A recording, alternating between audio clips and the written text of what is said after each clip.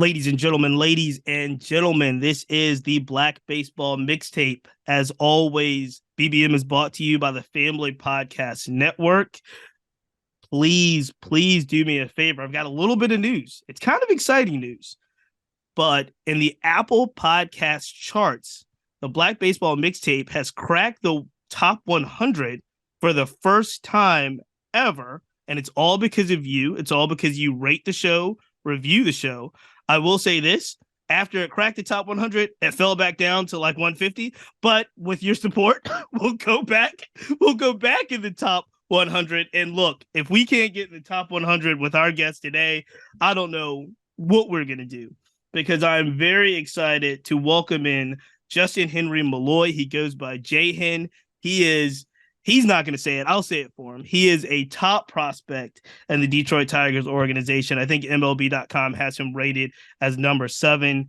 He has had a tremendous career to date, and we're very excited for him. JHen, welcome to the Mixtape. Thank you so much for having me. I'm really excited about this one.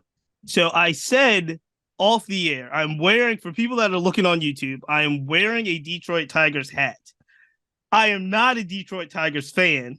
However, I'm a mark, and JHen's on the show, so I wanted to show that D-Town love. JHen, let me ask you, who is the most famous rapper to come out of Detroit? Oh, man, you're putting me on the spot. Wait, you're going to think it's easy, but it may not be that easy. I mean, it's got to be Eminem, no? I would say Eminem as well. But Big Sean is up there. Wow. Yeah. And right? You don't think about it. Like, Big Sean is up there, Eminem is up there, Jay Dilla, the legendary producer, is not Eminem status, but Royce the 5'9" is Detroit as well. Oh wow.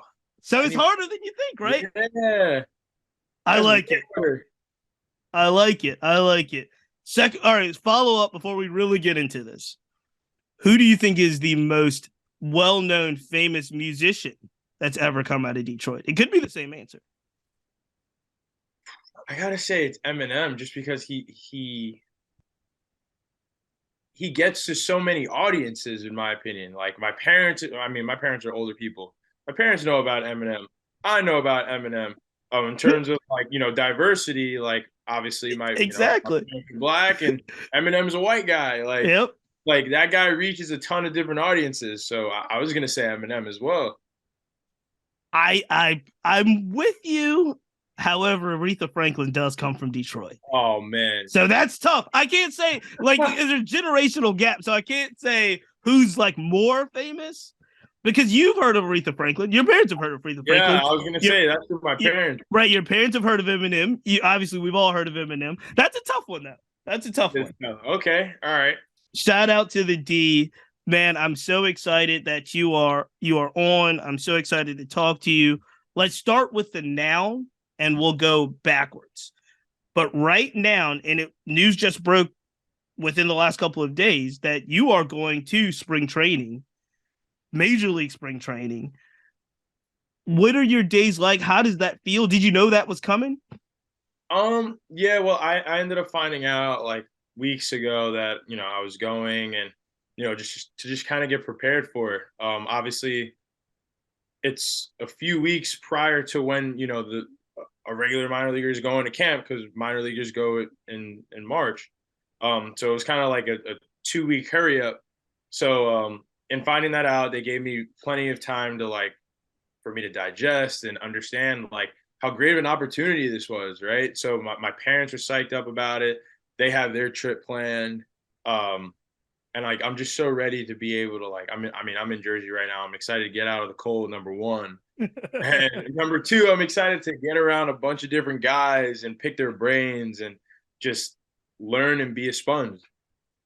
Is that the mission for someone like yourself, like one full year of affiliate ball, going to spring train? Now, in that 1 year, and we're going to get into this, you hit just about every level you can hit in minor league baseball in one season, which is almost unheard of. But going to spring training, is that the mission, just to meet the guys, be a sponge, learn as much as possible? Because given the season that you have had, it's not illogical to say, hey, man, if you go there and show out, who knows what could happen. Yeah, I definitely, have thought about that. Obviously every kid's dream is to get to the big leagues, and the opportunity is there, right? But at the end of the day, like, especially, this is only I mean, call it year 2.5, I guess. I But had half a season after the draft, but this is only my second spring training, right? So I'm really, again, trying to learn again. Like, last year was my first spring training, and it was new people. Now again, it's going to be new people again in a completely different environment and being in big league camp. But I'm going to be surrounded by so many guys with so many years of experience, and really just going down there and picking brains and learning and asking questions. I'm really a guy that's not afraid to ask a ton of questions.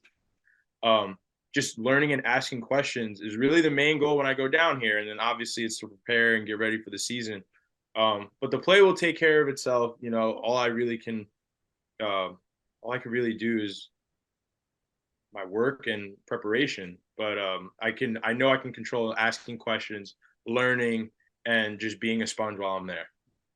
what are your days like now? You're in the off season. You said you're back home in the cold. I don't know. I mean, hopefully not for too long. Hopefully you're trading somewhere else. But what are the days like? What was your off season like? Is it fairly repetitive as a pro player in regards to workout and what you do every day? Very repetitive, very repetitive. But I think that builds consistency as well. Like, I think I like my days repetitive, in my opinion. Just knowing that, like, every morning I'm up at 10 a.m. My hitting coach up here, around his work schedule, we hit either from, like, we could start at 12 or we could start at 1. It's kind of in between that. What I do which might be a little bit different than someone else. I lift in micros, which I would call micros. So, like, that's how I lift during the season as well. And when I say, like, lifting in micros, it's like, so, like, say we have an A block, a B block, and a C block for our lift. I'll use the A block, then go hit, throw, field. So I'm not, like, super tired. You break it up. You break up the lifting. Correct. So, like, I would do that during the season as well, because usually during the season, like, we want to get like 2 full lifts a week, right? Like, you can get in more if you want, but at minimum you want 2 full lifts a week. During the season, playing a lot of baseball games last year, ended up finding out, I was like, yo, these 2 lifts a week, for those 2 days, I'm gassed. I'm genuinely gassed and tired through 9 innings. So I was, like, talking to my strength coach, learning from other guys, and they're like, yo, like, why don't you break them apart?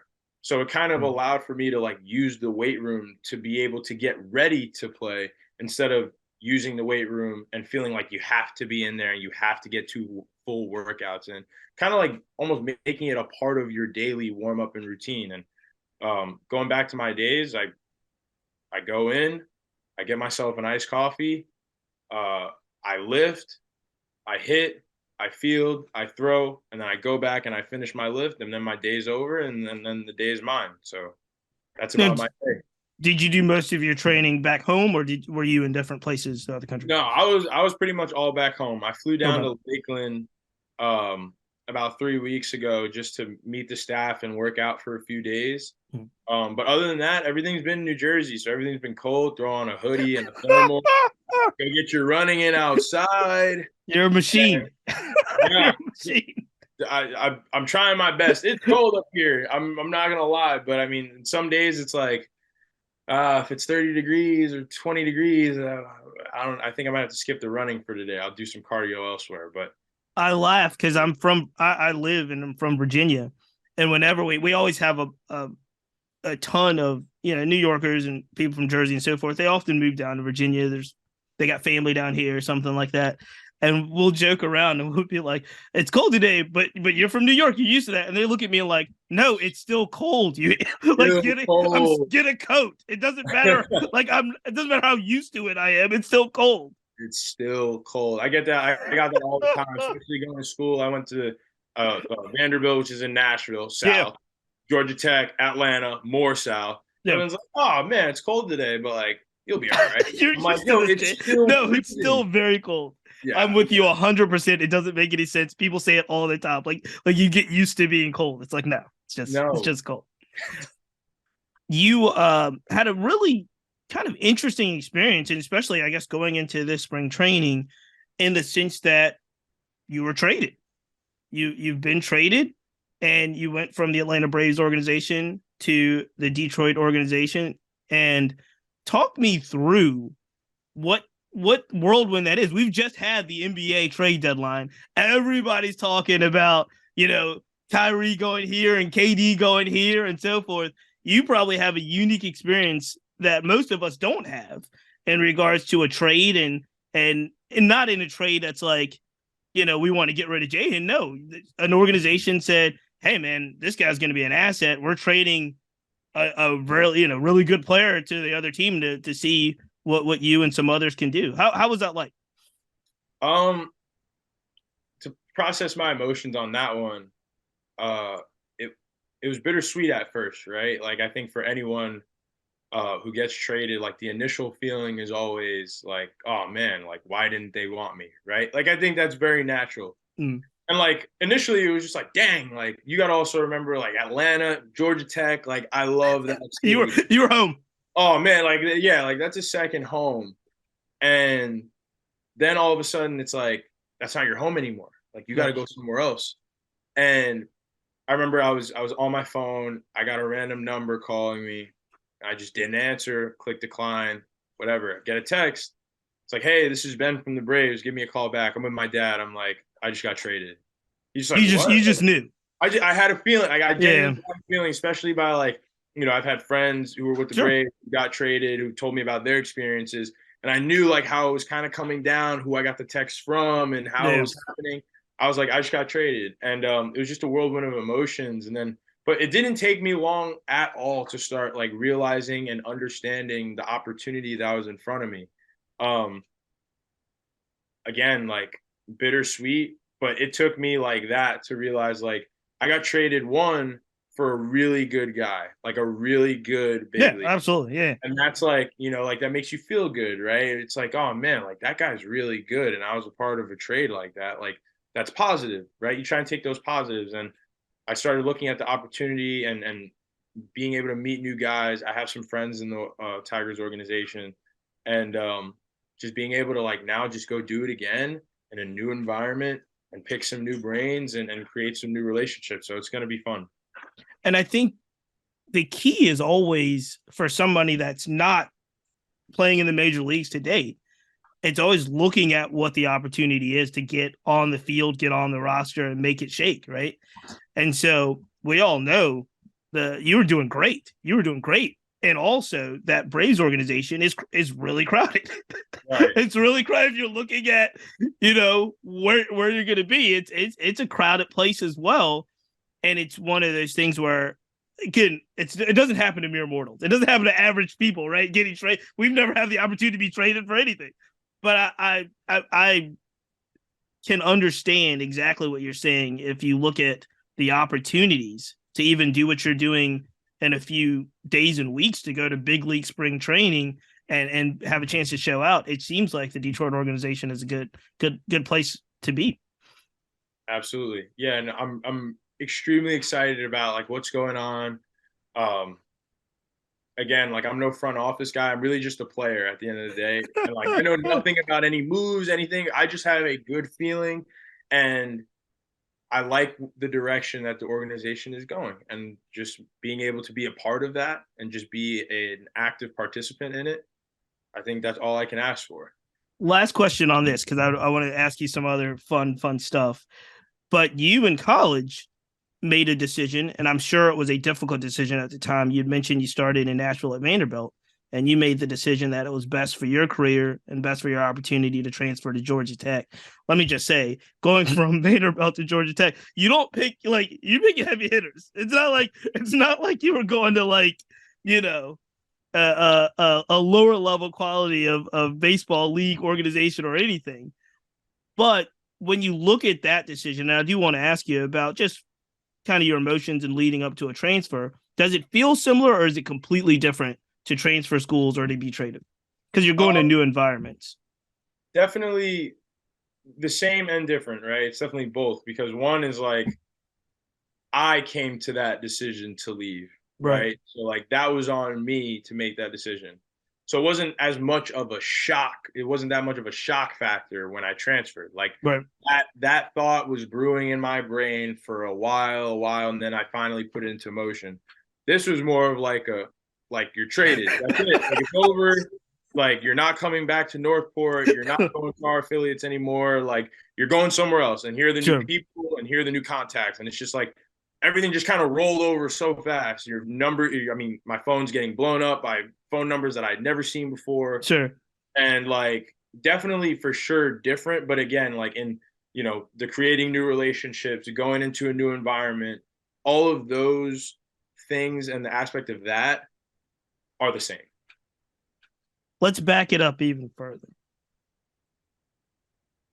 How did you get taken with baseball? How did baseball speak to you? When did it start?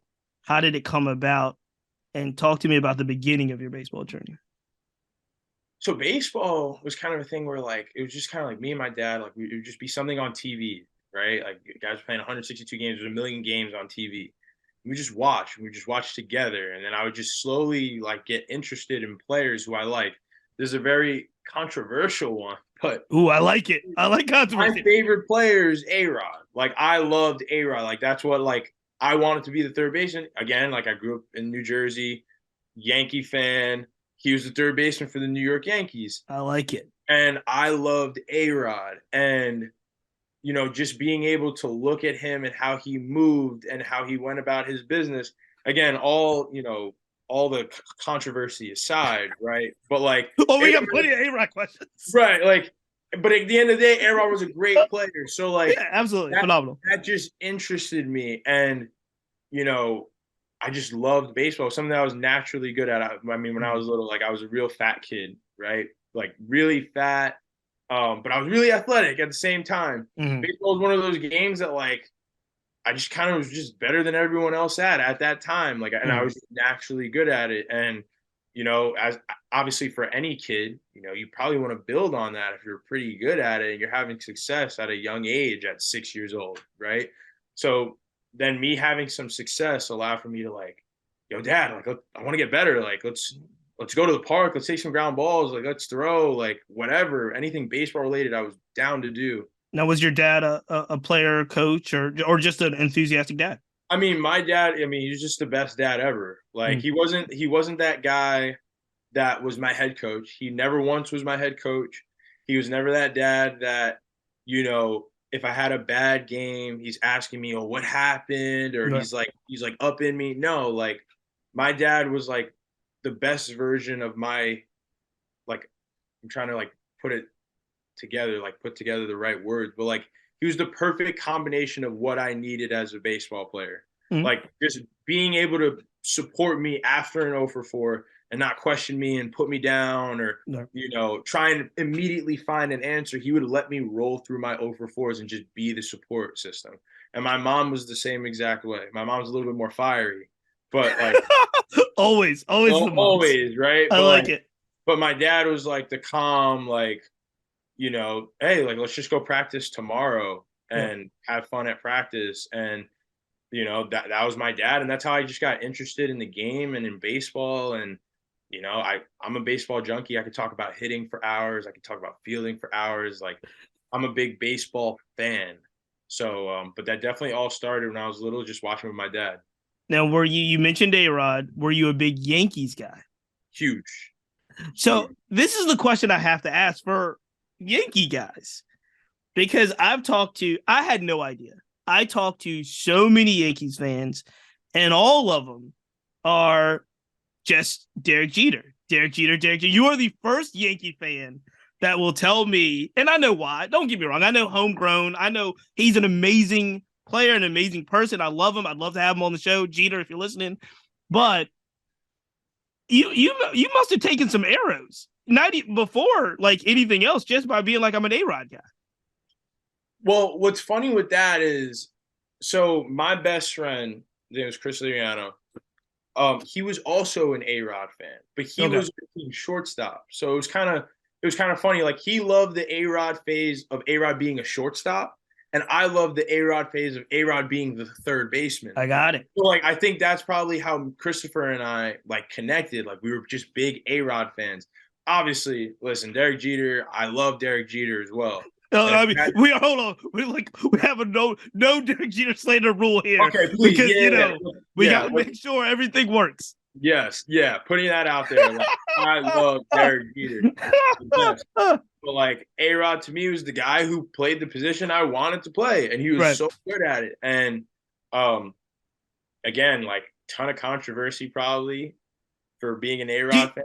Do you feel like he's redeemed himself? Like, because A-Rod now is like all over TV. He's doing his thing. He's a business mogul. Like, you can't not see A-Rod. And I think for certain individuals that were caught up in steroids and baseball, he is maybe the one person that you can say came out on the other side and is still doing some things. I mean, all of them are doing things. Bond's doing things. He's in the game and so forth. But like A-Rod came out on TV doing different things, obviously. Do you feel like A-Rod is recovered in a way? I do. I mean, obviously, like again, like I said before, like all controversy aside, like I never met Alex Rodriguez. I don't know what type of person. Sure. Me neither. But like in terms of like forgiveness, like yeah, like he hasn't played and like forgive him for what he's done. But in terms of what he's done off the field, like that's who I want to be. Like off the field, after baseball is done, I'm not going to sit on my thumb after the career's over. Like I want to get into things that he's doing, like the Magic Johnsons, like the A-Rods, like the guys who get into the business of sports afterwards. And it takes a lot to be able to do that. Like A-Rod's a smart guy to be able to do it. You got to be financially literate. Sure. You have to be literate in so many different avenues, and just being able to like do what he does after being the player that he was, I think it's just highly impressive. I'll tell you what the other key to me, and we'll move on after this, but I'll tell you the other key to me about Alex Rodriguez. Alex Rodriguez had the opportunity to take the suspension that he took, come back to the Yankees, and win a world championship and play very well. And so there's this element of grace that I think he gets that other players in the era didn't get an opportunity to come back and show people like, I'm still awesome. You know what I mean? I'm very much awesome. So it's like that comeback, playing well, winning the championship, and then doing all the things that he's done makes people think like or makes people know that guy was a phenomenal player, a phenomenal athlete, no matter what. Right. And I think he gets the opportunity by doing so that other players of that era may not have come back. Like they just never came back and played. We're gonna see it this baseball season. You and I, obviously my words, not yours, but we're gonna see it this season when Tatis comes back. Mm-hmm. Tatis will come back, and I guarantee you, mark my words here, Tatis is gonna be awesome. Mm-hmm. And then people are gonna probably he's got a longer career left than A-Rod did when he came back. Right. So it's just gonna be this thing. You mentioned obviously your parents, which are awesome. You mentioned your youth and just connecting and being really, really good at the game almost naturally at a young age. Talk to me about the decision to take your talents, if you will, in LeBron terms, taking your talents to Nashville originally. What was it about Vanderbilt that said, hey, this is where I need to be? I mean, that decision process, I remember, it's funny, like I remember everything about it. And again, like any kid that knew of any type of baseball knew of Vanderbilt baseball. Absolutely. And just kind of like the thunder that came behind Vanderbilt baseball, for me, was enough for me to commit on the spot without me seeing the school. Are you serious?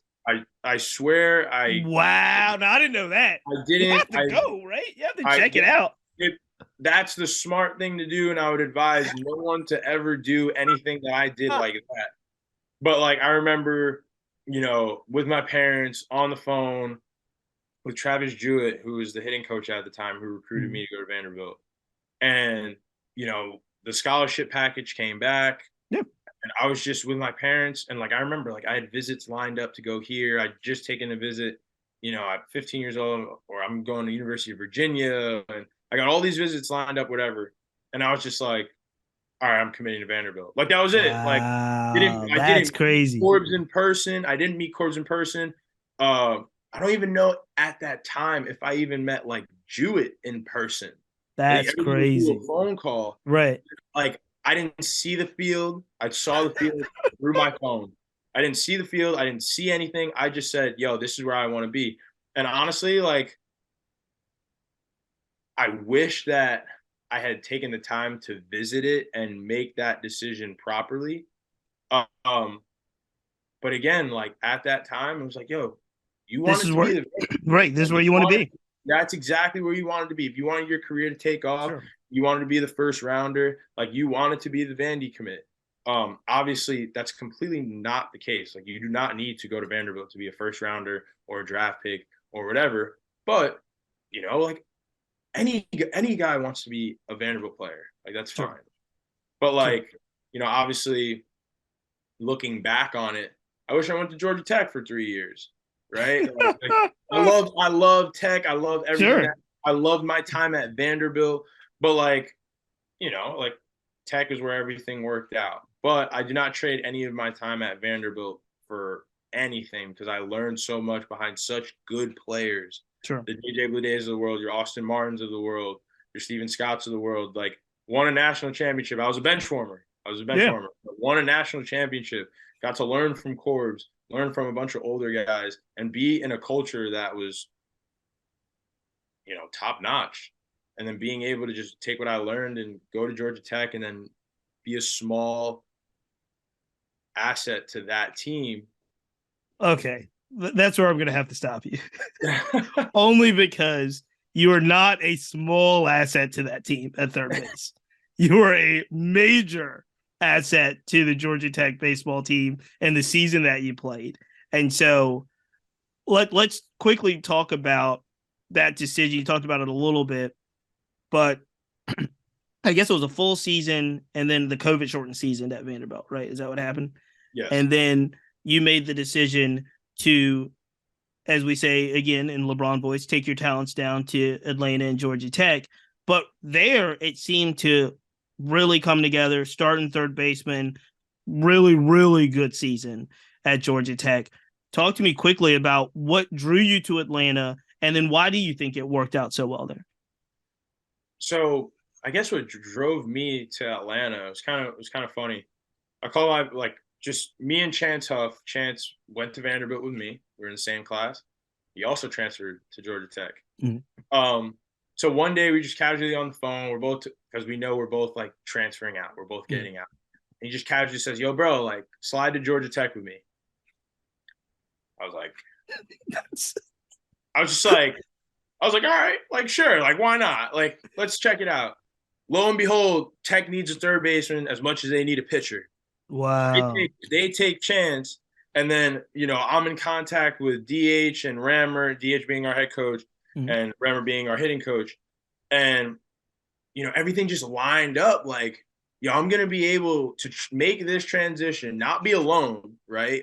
My roommate now is my boy who's at Vanderbilt, and make this transition together. And again, Nashville, great city. Atlanta, great city. Right. I was always attracted to nice cities, and I always wanted to go to school in nice cities.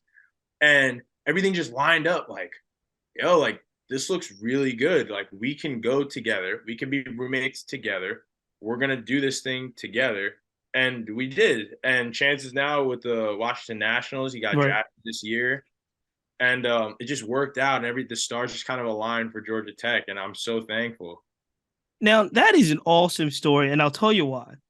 Because there are going to be so many times that's already happened in your life, but there are going to be so many times in the future that something amazing is going to happen just by one of your friends being like, hey, JHen, check this thing out with me.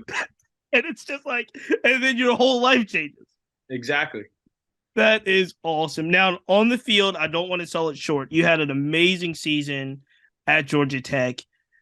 When did you really start being like, hey, look, I'm looking at the draft now. Like this could be a real possibility that after my junior year per se, draft eligible, I'm out of here. Yeah. I guess like looking back at that, I'll start this whole process like from high school, right? High school, strong commitment to Vanderbilt. Obviously if the draft happened and the money was right, sure, take me away from Vanderbilt. But I was pretty sold on going to college. I wanted to go to Vanderbilt. I'm a bench warmer now for 2 years. So like it's kind of like, yo, where did this really good player go? Like he disappeared, I guess, in a scout's mind. In my mind, like I'm still here. Then, going into tech, it's like I'm kind of like this question mark. Like this is, I was the USA Baseball Player of the Year, yada yada yada. Yeah. Doesn't matter now. 15 years old, that has nothing to do with right now. Like that has nothing to do with anything. But now it's like, yo, this kid is a question mark. Really good teenage player. Is he a good college player? And then finally, like Georgia Tech, being able to just go out there every single day. About mid-season, I'm starting to hear from my agent and word about like, yo, like this draft thing is starting to become a possibility, even with it being 20 rounds. And I'm like, okay, like my goal in that season was like, I just wanted to get my foot in the door to pro ball. I didn't care where I was drafted, how it happened. I just wanted to get into pro ball. And then that was like the halfway mark. Now, 3/4 mark of the season, like when we're starting to see, regional wise, whatever, I'm starting to really get some like better looks. It goes from top 500 player, then all of a sudden a top 300, then mess around a top 200. And then it's like things are starting to roll now. So like in my head, I'm like, oh, like this is becoming a reality. Like being a draftable player is now like here. Just continue to be the same guy, but like you've now made this a thing. And it's just kind of a crazy thought, like just thinking about like my thought process back then. It was like, just get your foot in the door. That's all. You just keep your head down, get your foot in the door. And then you just kind of like pick your head back up and it's like, yo, you turned yourself from this question mark into like a player that's pretty good all of a sudden. And you took 2 years off from college baseball pretty much, being a bench warmer in COVID. So that whole process was just a lot of emotion and a lot of hard work that went into that. But I'm happy that everything turned out how it was supposed to. And you were pretty confident after the season that you were going to go. It wasn't like I'm going to return to Georgia Tech or anything like that. Yeah, especially like with hearing from my coaches at Tech, and they've dealt with so many players who've been drafted and having those exit meetings. Like I was getting that vibe from them, like, hey, we're not going to see you next year. Right. Which was bittersweet, but also like, get me out of here. Like, let's do it. Let's go. Now, look, I'm sure you have good people and smart people around you. I asked this because for a layman, a fan like myself, the Major League Baseball draft makes no sense. Like the NBA draft, I get it. NFL, I get it. If a player falls, I get it, right? I understand some of that. The Major League Baseball draft makes absolutely no sense to me. And I say that because you are arguably, or were arguably, the best third baseman in the country. Probably, if somebody was like, he's not the best third baseman in the country, okay, that might be too. You are definitely top 10. I don't understand how baseball drafts work. You were drafted in the 6th round and in a very good position. I know the organization that drafted you coveted you. You know what I mean? You did real well. But make it make sense to me? How do we go 6 rounds without drafting one of the best third basemen in the country? I mean, I like being completely honest, it probably goes to the fact that like I only put together one season. You know what I mean? Like I guess like putting my brain in the brain of a scout. Yeah, you don't have to. I don't get it. If you get it, I was like, oh, I get like, but people just like, because I talked like I had another guest on the show who's amazing, Bubba Aline. He was Big Ten Player of the Year. He's like consensus All American. I think he like the draft just doesn't. It's just a weird thing. Yeah, it's odd.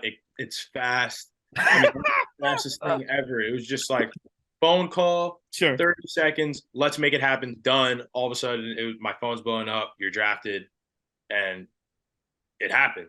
JHen, that's awesome. And one, it also shows your dedication throughout the process, your commitment from wanting to go to Vanderbilt, sticking through difficult days, dark days there, getting to a place at Georgia Tech, getting in that slot and being one of the best players in the country. Fast forward to getting drafted and having, an amazing, you said it, like basically half a season and then a season that has put you all over the place to where you are now going to spring training. It is really, really a testament to your dedication, your commitment, your perseverance. What is it about you? How did you go through and make it on the other side of some of those difficult days? Good parents. Mm-hmm. I have an incredible group of people, which starts with my parents, that really just kind of kept me going. It was hard. Like it was hard. Like it sucks being on the bench. I don't care how much learning. I mean, I love to learn. I'm a sponge, right?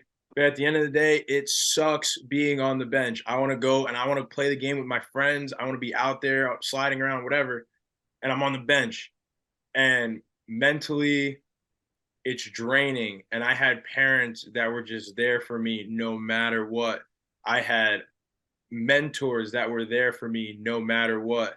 And I was just extremely blessed with the support system that allowed for me to just keep going, keep my head down, don't worry, have fun, and just you will end up where you want to end up if you just keep your head down, keep going, and continue to have fun, like I said. And that really it's less of me and more of them. That's awesome. That's I awesome. consider myself a hard worker, but that's definitely more them. Let me talk to you about this element of the game. This is the Black Baseball Mixtape, and we always want to highlight the fact that you are a young Black player doing your thing, and we're so excited about that. But we do have to face the realities that kind of the higher you go and the higher levels that you get to, and you talked about USA Baseball and talked about playing D1 college, we know that the numbers are not there for people that look like you and I. What was your experience as you kind of excelled and made it down to pro ball, being a Black player, being an African American? Did you find unique situations or unique challenges to that, or was it something where you were able to kind of put any of that stuff aside and just play ball? I would like to say that I put a lot of it to the side and just played, right? Because that's where like I enjoyed my time. But again, like I wasn't an oblivious guy either. I never will be. And like knowing that you're in a park with a bunch of your teammates and another team over there and parents and fans and your parents and fans, and you realize I might be the only Black kid playing, and I have two Black parents, and everyone else around me is not Black. So like it's very evident that like everyone around you does not look like you. Again, like you're playing a game, you're pretty, preoccupied like from thinking about things like that. But like there have been times where like I step back and I look at everyone around me and I'm like, there's not a lot of diversity here. Like Mm-hmm. it's me. You could spot my parents out like a sore thumb, and like it's being the one Black kid on the team, which a lot of the times like that's how it was. That genuinely was my experience growing up. I was really the only Black kid on the team, where there was very few of us.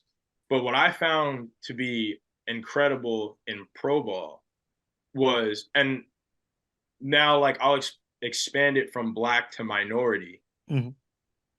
Getting into pro ball, especially being with other Latin players, right? And especially in terms of, skin complexion and things like that, you start realizing like this game's actually diverse, but we just need more brothers to get in the game. Mm-hmm. But like there needs to be more Black players, there needs to be more Black interest in this game. I would love for somehow for me to be a part of anything to promote the game to Black athletes, that this game is worth playing and it's so much fun. And I think you're starting to see a turn. I think there was some lapses, especially over the last decade, maybe even 15 years or so, but you're starting to see the arc, I think, move, especially for the Black American player, to understand what it takes to get to a position to play pro ball. And I think that is one of the biggest challenges that people like us face is you mentioned over and over again how supportive your parents were, how they might have been the only ones in the stands, how you had some mentors that you could call. And so when those difficult days came, you were prepared, or you had a support system to be prepared. And let's just face it, baseball's not cheap these days. Man, you're traveling all over, playing all games all over the place, and oftentimes, and we didn't even mention D1 scholarships aren't full scholarships, right? So there's all of these things that come in and factors, and the fact that you were in the position that you were to go through that, overcome that, is remarkable. And I think there's a wave of kids, the wave of young players like yourself that are equally as remarkable. Is there now, as you're in pro ball, are there other Black players that you've met throughout the years that you are able to kind of connect with and call and be like, yo, what are you doing? How is this working out? Absolutely. Yeah. Especially so with my experience in pro ball, the Braves had a very diverse group. They did. There was a they lot do. Of, yeah, there was a lot of brothers in that organization. And just being able to connect with them and ask them questions about their experiences on and off the field, right? Because I ask about a lot of off the field things in terms of, like, how's this area? Because those questions that like we have, no, absolutely. Like, we're in Mississippi, right? So like, like, how's this area? Okay, where can I be and where should I not be at night? Like there are those conversations that arise because like, like you're in Mississippi. We're exactly like we're in Mississippi. No, you don't have to tell me twice. Right. So like those conversations, it's nice to have because those guys have lived it. They're in there with you. It kind of builds that built-in another form of a support system, right? It's guys that are doing it together. And I think that's extremely important to be able to have that. That's awesome. JHen, I'm going to get you out of here on a couple of fun things, man, because you have been phenomenal and very gracious with your time. This is awesome. It's just, I love it. I could talk to you all day, but we won't. Let's go some rapid fire questions. I ask everyone this. So if you've seen any of the other interviews, you will know this is coming, but I ask everyone, if you could face any pitcher, living or dead, who do you face and why? Mariano Rivera. Ooh, that's a first. Mariano Rivera. Just because I want to say that I did it. I want to say that I got in that bat. And two, odds are probably not in my favor for a hit. But if I was to grab a knock off Mariano Rivera, I could die so happy. You can tell you nothing. Oh, nothing. But I was a kid growing up, 42 was always my number for Jackie Robinson. Mo was the last player to wear 42. So and again, a Yankee.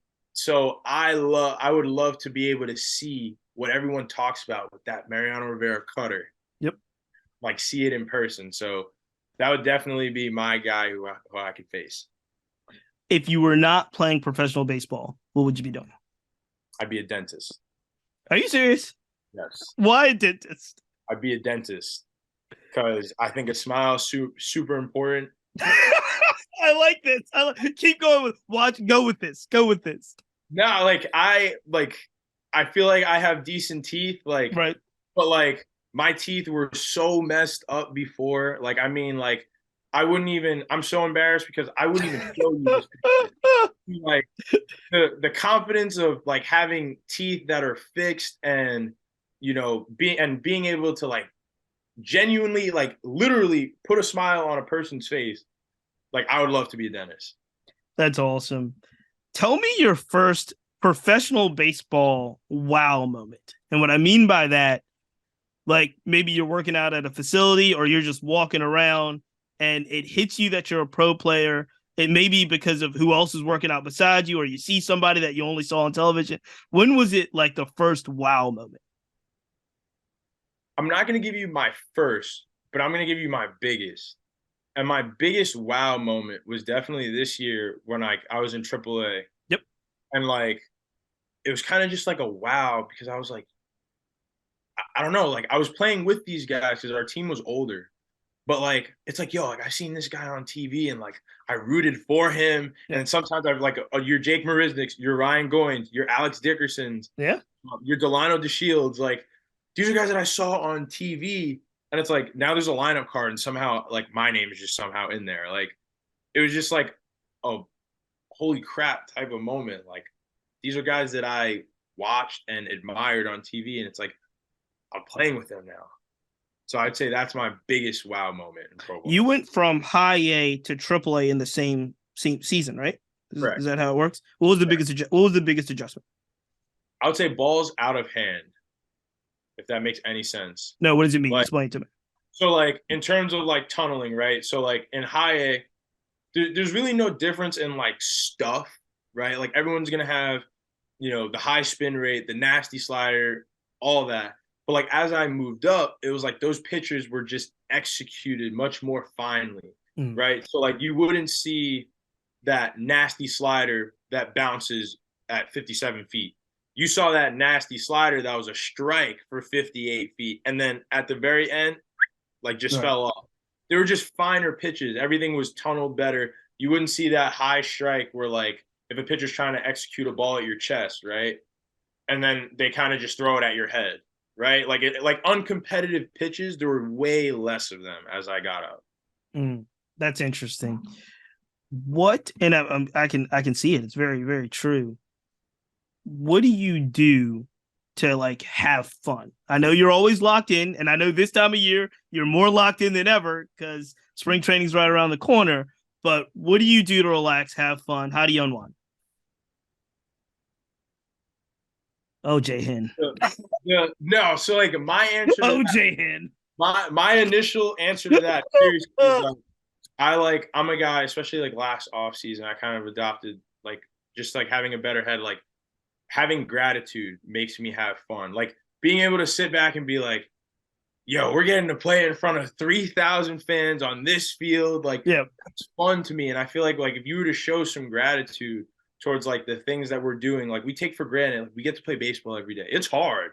Like it's hard suiting up every night. Like people probably think it's so easy seeing their favorite players suit up every single night. Like it's difficult to spike up every night.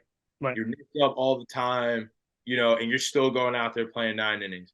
But that's fun. And like if you really have like a sense of gratitude towards what you're doing every single day, like I get to play baseball every day and I get paid twice a week, or not paid, paid every 2 weeks. No. Like that's crazy. Like, and like when you think about that and you have some gratitude towards what you're doing, you start like having some fun and like the little things, like hanging out with your teammates in the locker room, just chopping it up, talking about the game after the game with each other, just like small things like going out to dinner on the road.